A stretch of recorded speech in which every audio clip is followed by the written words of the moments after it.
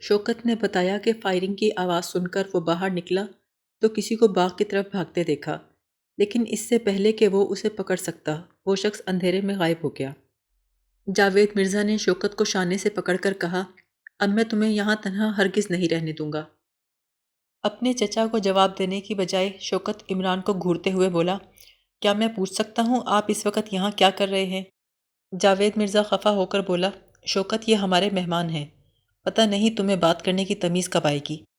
اچانک عمران کے گال پر دو تین گرم گرم بوندیں گریں۔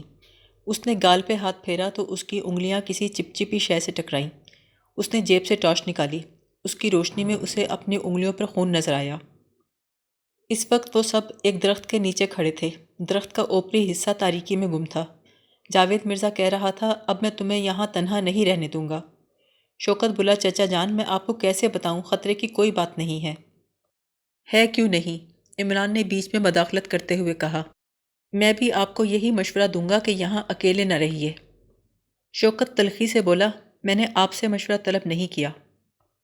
عمران نے کہا، کوئی بات نہیں، میں بن مانگے اور بلا معاوضہ مشورے دیتا ہوں۔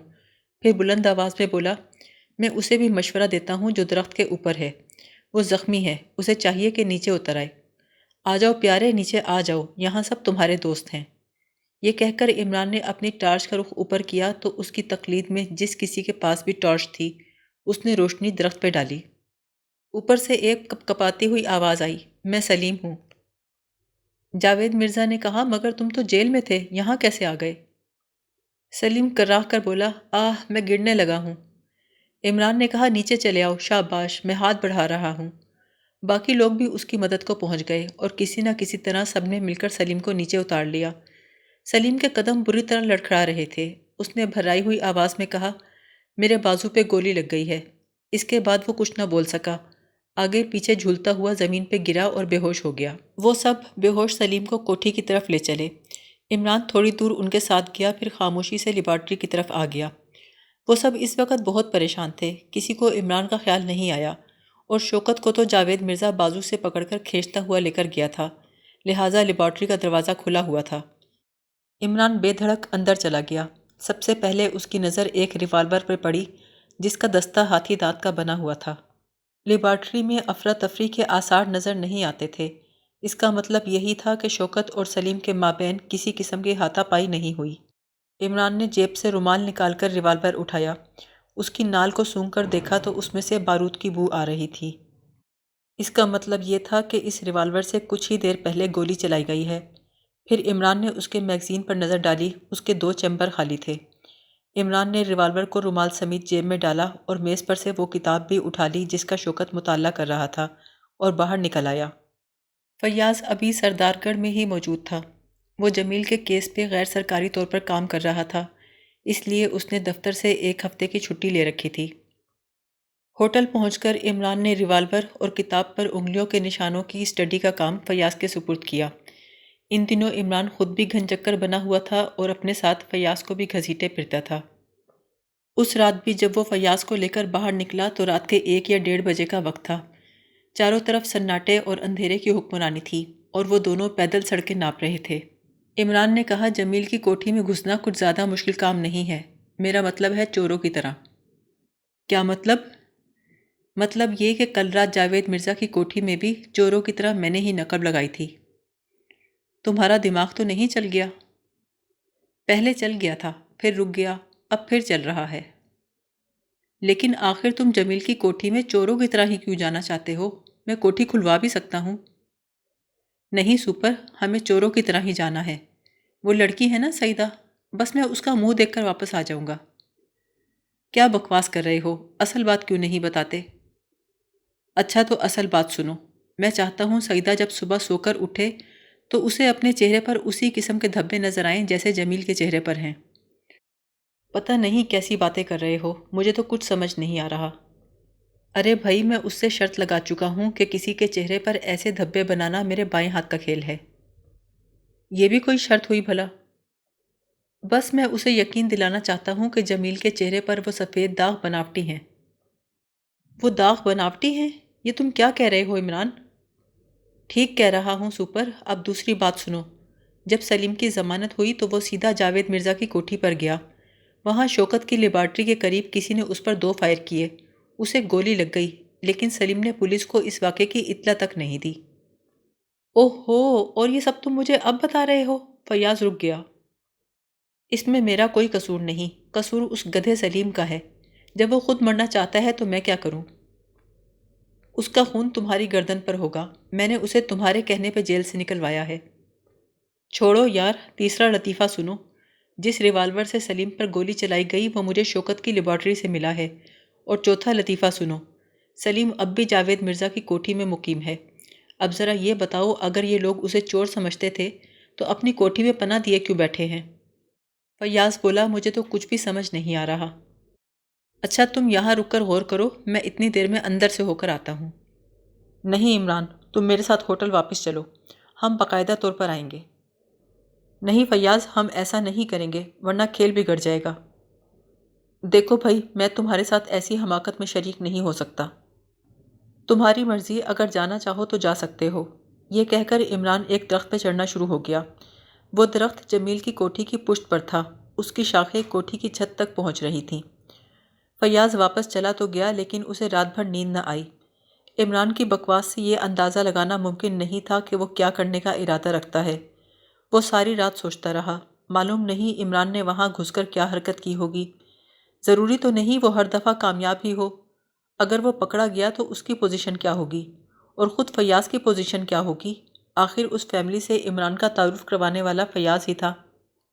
اس سے رہا نہ گیا، وہ صبح سویرے جمیل کی کوٹھی کی طرف روانہ ہو گیا تاکہ جان سکے کہ پچھلی رات وہاں کوئی غیر معمولی واقعہ تو پیش نہیں آیا۔ ایک ملازم نے اسے ڈرائنگ روم میں لا بٹھایا۔ ابھی فیاض سوچ ہی رہا تھا کہ سجاد سے اپنی آمد کا مقصد کیا بیان کرے گا کہ عمران چپکے سے ڈرائنگ روم میں داخل ہوا۔ غالباً رات کو عمران کے کوٹھی میں داخل ہونے کا کسی کو پتہ نہیں چلا تھا۔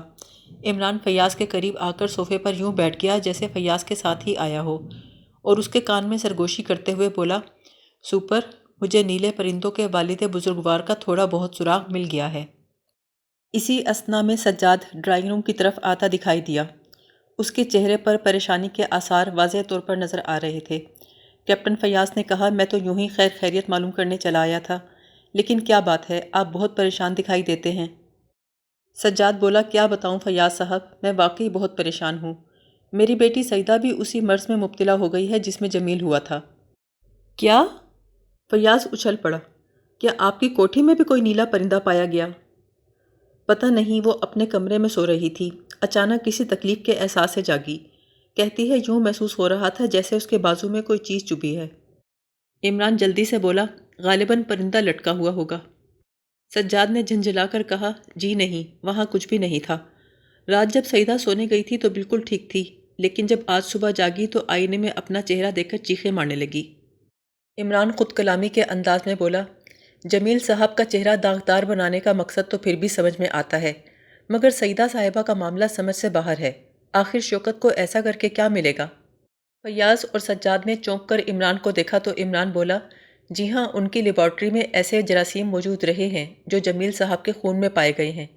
میں نے ان کے خون کے ٹیسٹ کی لیبارٹری رپورٹ اپنی آنکھوں سے پڑھی ہے۔ سجاد نے پوچھا، کیا آپ یہ ثابت بھی کر سکیں گے؟ عمران بولا، بالکل کر سکوں گا، بس ایک بار مجھے ان کی لیبارٹری کی تلاشی لینے کا موقع مل جائے۔ فیاض نے کہا، قانونی طور پر تلاشی کی اجازت اسی صورت میں مل سکتی ہے جب کوئی شخص شوکت صاحب کے بارے میں شک کا اظہار کرے۔ عمران نے کہا، کیا اتنا کافی نہیں ہے کہ سلیم پر جس ریوالور سے گولی چلائی گئی وہ شوکت صاحب کا ہے، اور میں نے خود ان کی لیبارٹری میں نیلے رنگ کے پرندے دیکھے تھے جنہیں وہ آتش دان میں جھونک رہے تھے۔ یہ آپ کیا کہہ رہے ہیں؟ سجاد نے بڑی حیرت سے پوچھا۔ میں بالکل ٹھیک کہہ رہا ہوں سجاد صاحب، اگر آپ ذرا سا تعاون کریں تو اس ڈرامے کا ڈراپ سین آج ہی ہو جائے گا۔ آپ جو بھی کہیں گے میں کرنے کو تیار ہوں۔ تو پھر اسی وقت کچھ قریبی عزیزوں کو لے کر نواب جاوید مرزا کی طرف جائیے۔ کیپٹن فیاض بھی آپ کے ہمراہ جائیں گے۔ وہاں جا کے پوچھئے کہ اب ان کا کیا ارادہ ہے، کیا وہ جمیل سے اپنی لڑکی کی شادی کرنا چاہتے ہیں یا نہیں۔ ظاہر ہے وہ انکار کر دیں گے۔ اس وقت کیپٹن فیاض اپنی اصلیت ظاہر کریں گے اور ان کے بھتیجوں پہ شک کا اظہار کریں گے۔ اس وقت تک ایک ضروری کام نمٹا کر میں بھی وہاں پہنچ جاؤں گا اور جاوید مرزا کے خاندان کی عزت اور وقار خاک میں ملا دوں گا۔ بس اب آپ لوگ روانگی کی تیاری کریں، باقی باتیں وہیں ہوں گی۔ جب سجاد اپنے رشتہ داروں کو لے کر جاوید مرزا کی کوٹھی پر پہنچا تو بات بہت بڑھ گئی۔ اس نے ایک برس کے مریض کے ساتھ اپنی لڑکی کا رشتہ کرنے سے انکار کر دیا۔ اس پر سجاد نے کافی لے دے کی اور فیاض نے عمران کی ہدایت کے مطابق جاوید مرزا کے بھتیجوں کو جمیل کے مرض کا ذمہ دار ٹھہرا دیا۔ جاوید مرزا کا پارا مزید چڑھ گیا۔ اس نے وضاحت طلب کی تو فیاض کے ہاتھ پاؤں پھول گئے۔ اس کیس کی تفتیش کے لیے فیاض نے عملی طور پر کوئی کام نہیں کیا تھا۔ وہ عمران کی فراہم کردہ معلومات کی بنا پر جاوید مرزا سے ٹکرانے آ گیا تھا۔ اسے یقین تھا کہ عمران وقت پہ پہنچ جائے گا اور سارا معاملہ سنبھال لے گا، لیکن اپنی عادت کے مطابق عمران غائب تھا۔ اس وقت فیاض دل ہی دل میں اسے 1000 الفاظ فی منٹ کے حساب سے گالیاں دے رہا تھا۔ جاوید مرزا نے انتہائی غصے سے کہا، فیاض صاحب، اب آپ بولتے کیوں نہیں؟ میرے سب بچے یہیں موجود ہیں۔ بتائیے آپ کو کس پہ شک ہے اور شک کی وجہ کیا ہے؟ اسی وقت باہر سے عمران کی آواز آئی تو فیاض کی جان میں جان آئی۔ عمران کہہ رہا تھا، اماں چلو یار، شرماتے کیوں ہو؟ پہلے سلیم اندر داخل ہوا، اس کے پیچھے عمران۔ شاید وہ سلیم کو دھکیلتے ہوئے لایا تھا۔ ارے ستوجہ، آپ بغیر اجازت یہاں کیسے چلے آئے؟ نواب جاوید مرزا نے کہا۔ حضور، میں بس یہ پوچھنے کے لیے حاضر ہوا ہوں کہ آج سے 4 دن قبل جو کچھ ہوا اس پہ خاموشی کیوں اختیار کی گئی؟ ان حضرت کی رپورٹ کیوں نہ درج کرائی گئی؟ جاوید مرزا برہم ہو کر بولا، یہ ہمارا ذاتی معاملہ ہے، آپ فی الحال تشریف لے جائیے۔ پھر سلیم سے مخاطب ہو کر سخت لہجے میں بولا، تمہیں اس وقت یہاں ہرگز نہیں آنا چاہیے تھا۔ سلیم منمناتے ہوئے بولا، جناب یہ صاحب مجھے زبردستی لے کر آئے ہیں۔ ستوجہ، آپ کو ایسی اوچھی حرکت زیب نہیں دیتی، بہتر ہے آپ تشریف لے جائیے۔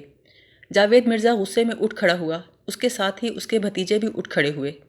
عمران نے لڑکوں کو ڈپٹ کر کہا، آرام سے بیٹھو تم لوگ۔ پھر بدلے ہوئے لہجے میں سنجیدگی سے بولا، نواب صاحب، میرا تعلق ہوم ڈپارٹمنٹ سے ہے۔ مجھے ان جراثیم کی تلاش ہے جو آدمی کے خون میں شامل ہو کر 12 گھنٹے کے اندر اسے برس کا مریض بنا دیتے ہیں۔ جاوید مرزا نے شوکت سے مخاطب ہو کر کہا، کیا تمہاری لیبارٹری میں ایسی کوئی جراثیم ہے؟ شوکت نے جواب دیا، ہرگز نہیں چچا جان۔ عمران نے کہا، کیا تم بدھ کی رات اپنی لیبارٹری میں چپکے چپکے مردہ پرندے نہیں جلا رہے تھے؟ شوکت بولا، ہاں میں نے پرندے جلائے تھے، لیکن مجھے نہیں معلوم وہ لیبارٹری میں کہاں سے آ گئے۔ عمران نے کہا، سلیم، تم پر فائر کس نے کیا تھا؟ سلیم نے قانون کی آنکھوں میں دھول جھونکنے کی کوشش کرتے ہوئے کہا، میں نہیں جانتا جناب، وہاں اندھیرا تھا، میرے بازو پہ گولی لگی تو میں بدحواس ہو کے درخت پہ چڑھ گیا۔ گولی اسی ریوالور سے چلائی گئی تھی نا؟ عمران نے جیب سے ہاتھی دانت کے دستے والا ریوالور نکالتے ہوئے کہا، میں جانتا ہوں یہ ریوالور شوکت کا ہے، اس پر موجود انگلیوں کے نشان بھی شوکت کے ہی ہیں۔ سلیم جلدی سے بولا، ضرور ہوں گے نشان، لیکن مجھے شوکت صاحب سے کوئی شکایت نہیں ہے۔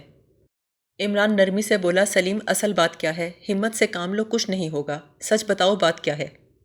سلیم نے ہچکچاتے ہوئے جواب دیا، جناب انہوں نے کسی دوسرے آدمی کے دھوکے میں مجھ پہ فائر کر دیا تھا۔ عمران نے فیاض کی طرف مڑ کر کہا، ہتھ کڑی لائے ہو؟ فیاض بولا، ہاں۔ عمران نے کہا، سجاد کے ہاتھ میں ڈال دو۔ تم ایسا ہرگز نہیں کر سکتے، سجاد حلق کے بل چیخا۔ فیاض بھی جھنجھلا کر بولا، بس عمران بہت ہو گئی۔ وہ سراغ رسانی کے سلسلے میں عمران سے مدد لیتا رہا تھا اور عمران نے اسے کبھی مایوس بھی نہیں کیا تھا، لیکن آج معاملہ بہت بگڑ گیا تھا۔ اچانک عمران نے جیب سے ریوالور نکالا اور اس کا رخ سجاد کی طرف کرتے ہوئے بولا، خبردار سجاد، اپنی جگہ سے حرکت نہ کرنا۔ فیاض برہم لہجے میں بولا، بس عمران اب ختم کرو ورنہ میں بہت بری طرح پیش آؤں گا۔ عمران نے ایک ہاتھ میں ریوالور پکڑے پکڑے دوسرے ہاتھ سے اپنا سرکاری شناختی کارڈ جیب سے نکالا اور فیاض کے سامنے ڈال دیا اور بولا، میں سردار گڑھ میں تمہارے دوست کی حیثیت سے نہیں بلکہ سرکاری فرائض کے انجام دہی کے سلسلے میں آیا تھا۔ جیسا کہ میں نے ابھی بتایا ہے کہ میرا تعلق ہوم ڈپارٹمنٹ سے ہے، تو ڈائریکٹر جنرل کے علاوہ محکمے کا ہر افسر میرے ماتحت ہے، لہٰذا میں تمہیں حکم دیتا ہوں کہ ہتھ کڑی سجاد کے ہاتھ میں ڈال دو۔ مخصوص نشان والا شناختی کارڈ دیکھ کر فیاض کے چہرے کا رنگ بدل گیا تھا۔ اس نے شناختی کارڈ میز پہ واپس رکھا اور سجاد کے ہاتھوں میں ہتھ کڑی ڈال دی۔ عمران سلیم سے مخاطب ہو کر بولا، اب بتاؤ تم نے کس کے ڈر سے جیل میں پناہ لی تھی؟ سلیم نے جواب دیا، اسی کے ڈر سے جس کے ہاتھ میں اس وقت ہتھ کڑی ہے۔ ہماری لیبارٹری سے جراثیم والا مردبان اسی نے چرایا تھا۔ اکثر لوگ ہماری لیبارٹری دیکھنے آتے تھے، ایک دن یہ بھی آیا، اس کے بعد جراثیم کا مردبان غائب ہو گیا۔ چند روز قبل کالج کے کچھ طلبہ لیبارٹری دیکھنے آئے تھے، لہٰذا ہمارا خیال ان کی طرف گیا۔ پھر جب جمیل صاحب اور نیلے پرندے کی کہانی سامنے آئی تو مجھے یاد آیا کہ یہ چند روز قبل شوکت صاحب کی غیر موجودگی میں سجاد آیا تھا۔ اسی شام پہلی مرتبہ ہماری لیبارٹری میں مردہ پرندے پائے گئے۔ وہ بالکل اسی قسم کے تھے جس قسم کے پرندوں کا تذکرہ اخباروں میں تھا۔ ہم نے ان پرندوں کو جلا دیا، لیکن دوسری شام پھر ویسے ہی پرندے پائے گئے۔ ظاہر ہے مردہ پرندے خود تو چل کر نہیں آئے تھے۔ میں اس شخص کو ڈھونڈنے نکلا تو مجھ پہ قاتلانہ حملہ کیا گیا۔ شوکت صاحب نے مجھے مشورہ دیا کہ میں کچھ روز کے لیے کسی محفوظ مقام پہ چلا جاؤں۔ ان کا اندازہ تھا کہ مجھ پر جان لیوا حملہ سجاد نے کیا تھا، کیونکہ میں ہی وہ آدمی تھا جس نے سجاد کو لیبارٹری میں جراثیم دکھائے تھے۔ یہ سب جھوٹ ہے، یہ سب بکواس ہے، سجاد چلایا۔ میں لیبارٹری کبھی نہیں گیا۔ عمران نے سخت لہجے میں کہا، سجاد خاموش رہو۔ پھر سلیم سے کہا، اپنا بیان جاری رکھو۔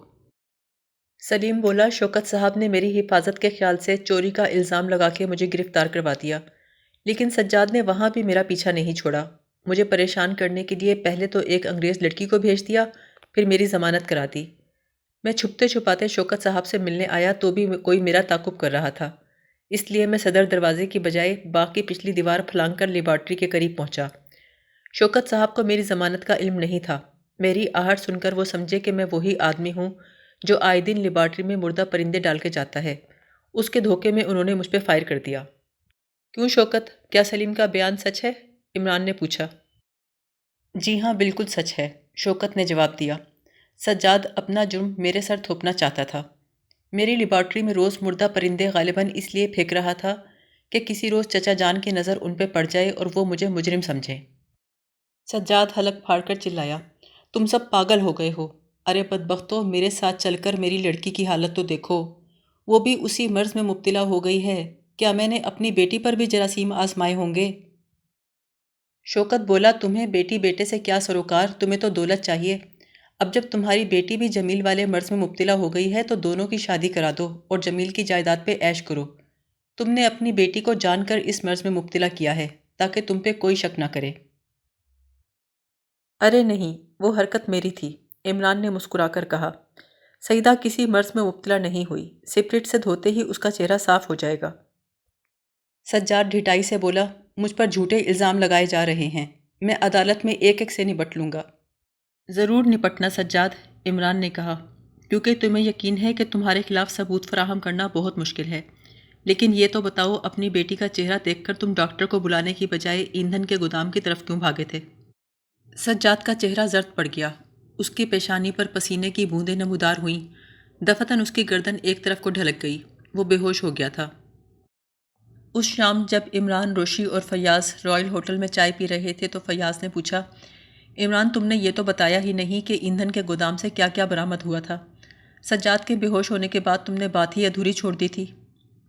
گودام سے مجھے جراثیم کا مرد بان ملا تھا، یہ اسی طرز کا مرد بان تھا جیسا میں نے شوکت کی لیبارٹری میں بھی دیکھا تھا۔ گودام میں اس کے علاوہ نیلے رنگ کے مردہ آسٹریلین طوطوں کا ایک ڈھیر تھا، وہیں ربڑ کے چند پرندے پڑے تھے، گوند کی ایک بوتل اور انجیکشن کی سوئیاں۔ دراصل جسے جمیل نے اپنی گردن سے نوچ کے پھینکا تھا وہ ربڑ کا پرندہ تھا جس پر گوند سے نیلے رنگ کے پر چپکائے گئے تھے۔ اس کے پیٹ میں مخصوص جراثیم والا سیال مادہ بھر دیا گیا تھا اور اس کی چونچ کی جگہ انجیکشن لگانے کی کھوکھلی سوئی فٹ کر دی گئی تھی۔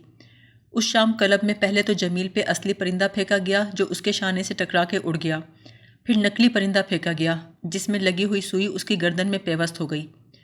جب اس نے اسے گردن سے الگ کرنا چاہا تو دباؤ پڑنے سے سیال مادہ سوئی کے راستے گردن میں داخل ہو گیا۔ جمیل نے بوکھلا کر اسے کھڑکی سے باہر پھینک دیا، یہ دیکھے بغیر کہ وہ کوئی پرندہ ہے یا کھلونا۔ چونکہ کچھ دیر پہلے اس کے شانے سے سچ مچ ایک نیلے رنگ کا پرندہ ٹکرایا تھا، لہٰذا وہ اسے بھی پرندہ ہی سمجھا۔ پچھلی رات میں چوروں کی طرح جمیل کی کوٹھی میں گھسا، سعیدہ کو کلوروفارم سنگھا کر بے ہوش کیا، پھر اس کے چہرے پہ ایک محلول لگا دیا، اس کے ہوش میں آنے کا انتظار کرنے لگا۔ جس وقت وہ ہوش میں آنے والی تھی میں نے اس کے بازو میں ایک سوئی چبو دی اور مسیری کے نیچے چھپ گیا۔ بس پھر وہاں ہنگامہ برپا ہو گیا۔ یہ سب میں نے اس لیے کیا تھا کہ گھر والوں کا رد عمل دیکھ سکوں۔ اس وقت تک تو مجھے سجاد پہ شک بھی نہیں تھا۔ سعیدہ کی حالت دیکھ کر سجاد بدحواس ہو گیا اور یہ ایک فطری بات تھی، آخر وہ ایک باپ تھا۔ لیکن میں یہ دیکھ کے حیران رہ گیا کہ اپنی بیٹی کو سنبھالنے کی بجائے وہ سیدھا گودام کی طرف بھاگا۔ جب تم صبح آئے اس وقت تک میں گودام کا سرسری جائزہ لے چکا تھا، لیکن میں اطمینان سے تلاشی لینا چاہتا تھا۔ سجاد کی موجودگی میں یہ ممکن نہیں تھا، اسی لیے میں نے اسے آمادہ کیا کہ وہ اپنے عزیزوں کے ساتھ جا کر نواب جاوید مرزا سے بات کرے تاکہ اس کی اور گھر والوں کی عدم موجودگی میں اطمینان سے تلاشی لے سکوں۔ سچ تو یہ ہے فیاض کہ سجاد کی شامت آئی تھی جو اس نے ابھی تک ان ثبوتوں کو ضائع نہیں کیا تھا۔ سعیدہ کا چہرہ دیکھتے ہی وہ گودام کی طرف یہ دیکھنے کو بھاگا تھا کہ آیا جراثیم کا مرد بان اپنی جگہ موجود ہے یا نہیں۔ یہ سب تو ٹھیک ہے، فیاض بولا، لیکن وہ مخصوص نشان والا شناختی کارڈ کہاں سے آیا؟ عمران بولا، دراصل ہوم سیکرٹری سر سلطان صاحب نے میرا تقرر کر دیا ہے، لیکن خبردار اس کا علم ڈیڈی کو نہ ہونے پائے، ورنہ تمہاری مٹی پلیت کر دوں گا۔ فیاض کا چہرہ لٹک گیا۔ شاید عمران کو اتنا بڑا عہدہ ملنا اس کے لیے ایک غیر متوقع خبر تھی۔ روشی بولی، بڑے افسوس کی بات ہے، تم نے آج تک مجھے بھی اس بات سے بے خبر رکھا۔ ارے روشی ڈیئر، تم نے بھی یقین کر لیا، میں تو یوں ہی فیاض کو الو بنا رہا تھا، حالانکہ بنانے کی ضرورت نہیں ہے۔